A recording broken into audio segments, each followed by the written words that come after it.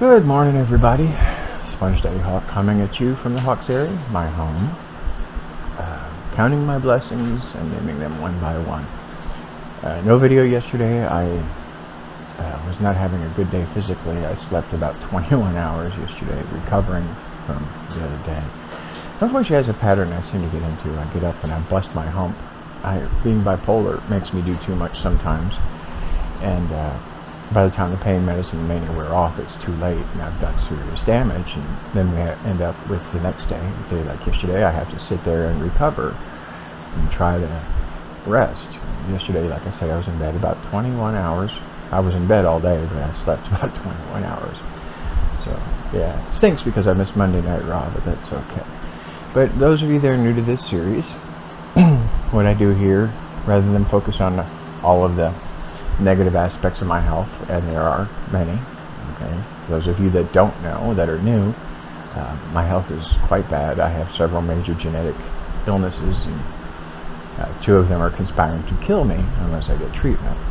But rather than focus on that, what I do in these videos is I pick one thing that day and I give thanks for it and show how I'm truly blessed. Even in my infirmities, I am truly blessed.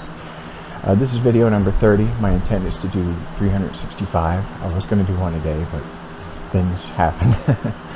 Anyway, today what I want to give thanks for, it's a mixed blessing, as one would call it. And those were, I would have to say, that was my time in Sigma Phi epsilon Fraternity when I was in college. The one book, Tale of Two Cities, starts out, it was the best of times, it was the worst of times. And I have to say that my time in Sigma Phi epsilon, truly, those 2 sentences encompass my time there. There were some wonderful, amazing memories, and then some of the worst memories of my life were from there too. But I'm going to talk about the good things about it. Rather than focus on the bad, I will choose to remember the good times. And I'll have to start by saying that is where I came out of my shell socially. Because of my upbringing, I had become a timid little mouse that always hid in the corners, you know, the type. Never talked to people, just stood there. My friend Tom Sagan, love you Tom, we met in geology class, and I noticed that he was going through prep week, some call it hell week, for his fraternity. And he got me interested, and I ended up joining the fraternity. He became my big brother. And that is where I came out of my shell, because at the time, SIGEPS was different than it is now. SIGEPS on campus now at Murray State is very huge, and it has a very distinct feel to it. Back then, the feel you got from Sigma Phi Epsilon was they didn't care what you were as long as you were yourself.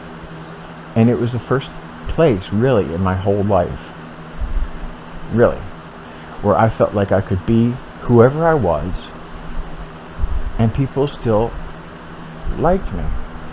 And I found that astounding. So many times, if I'd gotten upset in my life, sometimes I would get beaten just for crying about sad things, or, some other things.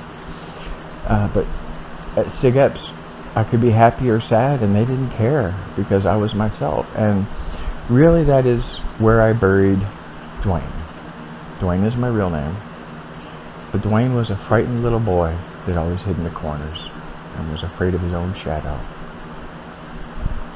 Sponge Daddy was born. And that is who you all know. The outgoing person that helps others and is talkative and enjoys a good time. Really, and it was a wonderful transformation. I went in there as a ugly caterpillar, and I came out as a beautiful butterfly. That may sound overly simplistic, but that's just the way it was. I was accepted for who I was, and I could bury that person that was afraid of his own shadow, and I could suddenly be myself and have a good time. And I had the best time sometimes. I had a dance partner, completely platonic dance partner. Her name was Melissa Springer. And all we ever did was dance together. And sometimes we would dance 3 or 4 hours at our parties, just because. And it was great. And there was, no threat of, I was one of the least sexually active members of the fraternity, to put it that way, okay? I have a certain set of values to me, and I kind of stick to them the best I can. But Sig Eps really helped me grow from a boy into a man, and the man I am today. And Sig Eps very much made me a part of the man I am today, the man that I actually love who I am. You know, I didn't used to be able to say that, but I can now, and a lot of that was because Sigma Phi Epsilon, and their values were 3 cardinal principles: were virtue, diligence, brotherly love. And to be virtuous, I remember, is to behave with decency as befits the day.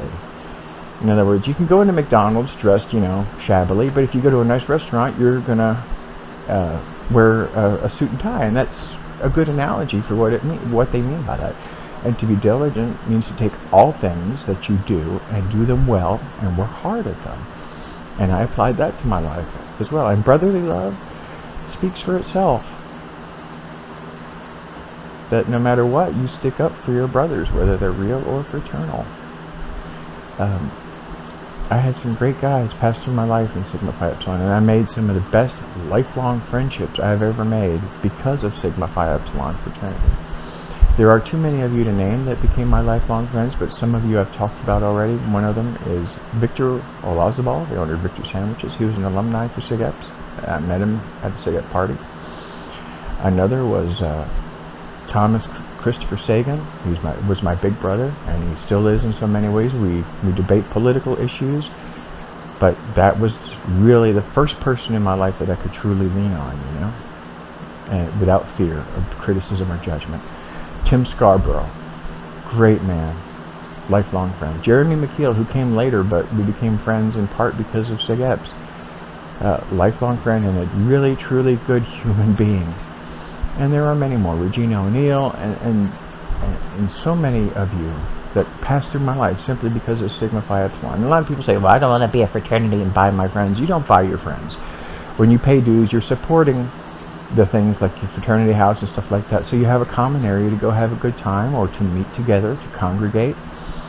And like I said, some of the best times of my life, some of the most fun I ever had was in that fraternity. Like there's a tradition when you get lavaliered, which means, you know, basically go and study with a girl. They do things to you. One of them they did to me was they threw me in this god-awful fish pond we had. Excuse me, I'm very nauseated today. Forgive me. Just 1 second. A little old liquid Phenergan usually clears that right up. Oh. Nasty stuff. But yeah, it truly was the best of times, and it truly was the worst of times. And I'm grateful that I had that time. It was truly a blessing, and I still look back with fondness and the lessons I learned, mostly from men like Tom Sagan, Guy Parr, and quite a few others that I really looked up to. And also, it's where I first started learning to like the man who I am. I became the man who I am. So thank you, Sigma Phi Epsilon. You truly were a blessing. I'm blessed. And so are you. As you can see, I'm up and about today. I was not going to spend a second day in a row in the sick bed. Today is going to be a challenge, but you know what? Ultimate Warrior taught me that life is not full of challenges. Life is the challenge. And today, everything's trying to beat me down and keep me in that sick bed, but I refuse. I was up in time to see the sunrise, and that always fills my spirit with great joy, energy, and strength. So remember, bad times are inevitable, and misery is optional. Just refuse to be miserable. Soar above the ordinary with the spirit of the hawk. Many blessings, and be well.